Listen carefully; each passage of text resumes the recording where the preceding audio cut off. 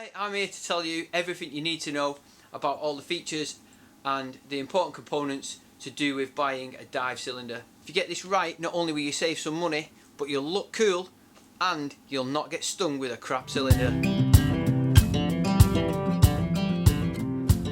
Hi, I'm Andy the Northern Diver and welcome to another video in this series of scuba diving tutorials. In this episode I'll be talking to you about scuba diving cylinders. Missed it. In this episode I'll be talking to you about dive cylinders. If this is your first time here, then make sure you hit the subscribe button. That way you can keep abreast of all the things that we've posted in the past. If you hit the little bell button that's next to it, then you'll get a notification every time that we post a new video and then you won't miss out. And make sure you stay till the end. That way you'll get our top tips. So it's not uncommon then for a new scuba diver to go and buy second-hand kit. There's nothing wrong with that as long as you're well aware of the service intervals and what size you're probably going to need. So a lot of people, when they start diving, whether it be in a pool or when they're on holiday, will dive with quite a small cylinder. The dive centre doesn't want to spend money on bigger kit for you to dive longer, because the quicker you're out, then the quicker they can get somebody else in. Or if you're in a dive club, they're just limited to time. So you'll either have a 10 or a 12 litre cylinder. So this is a 10 and this is a pair of 12 litre cylinders there. So what you want to do when you go buying your own is get as big a one as you can really manage to carry. If it's a couple of quid more, hang on till you've got that couple of quid more and get that 15 litre cylinder. Next thing to note then is, what's your cylinder going to be made of? Is it going to be steel or is it going to be aluminium? If you go diving abroad, let's say in the Red Sea, you're generally going to get yourself an aluminium cylinder. This is an aluminium cylinder. The downside to this, because it's so light, when it gets empty or emptier as you're breathing out of it, it becomes more buoyant, so you need to be well aware of that so you don't go floating up to the surface towards the end of your dive. These generally have a flat bottom, and if you look at the top at the pillar valve, this is scribed in here. It tells you just exactly what size thread it is. It's an M25. It tells you how much pressure the cylinder and the valve can have together, which is 230 bar, and it tells you made it. In this case it's DIR zone, doing it right. So next then we've got a steel cylinder.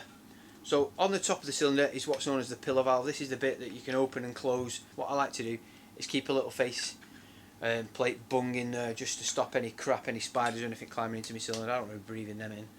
So the most important information is usually located on this sticker. What you're looking for is the date of its last test or when it was next due. So this next test is due in February 2021. When you're going buying a cylinder, not only do you want to buy the right size and make sure it can have the right pressure, but you want to make sure that you've got plenty of test date left on it, because if you've not, you're going to get stung even more for another test. They range from about 30 to 50 quid, so it's worth knowing when it's due. So the base of this cylinder has a rubber boot on it to help it stand up, but quite commonly they have a rounded base, which is why they have that rubber boot on.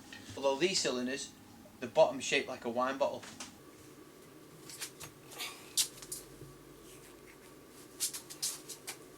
They're banded together with stainless steel twinning bands, and they're together at the top with a manifold, so you can open this up and it creates effectively what's a 24 litre cylinder. You can open both of these and run two different sets of regulators off.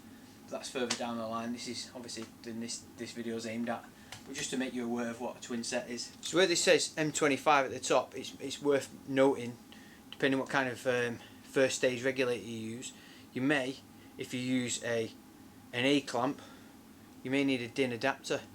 So that just screws in there. And using Allen key, get it all the way up. But if you are using a yoke or an A clamp, you need to make sure that your cylinder valve has a little dimple at the back.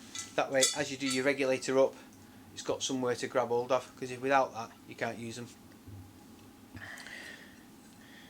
So on the top of each cylinder you've got some labelling. I've written this in red pen just so you can read it easier.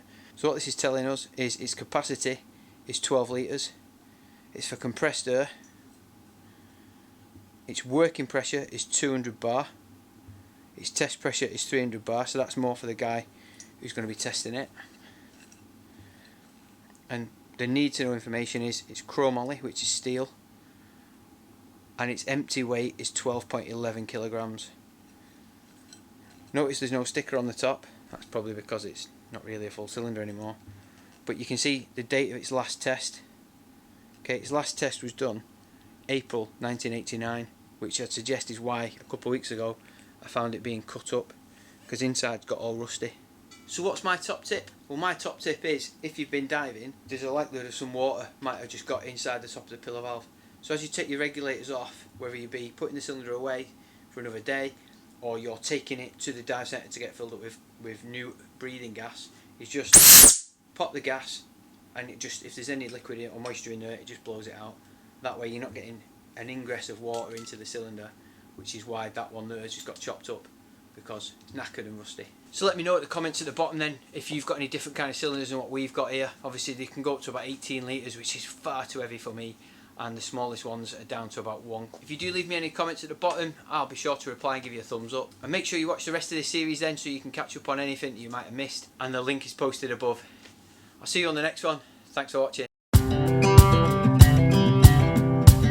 See you on Insta.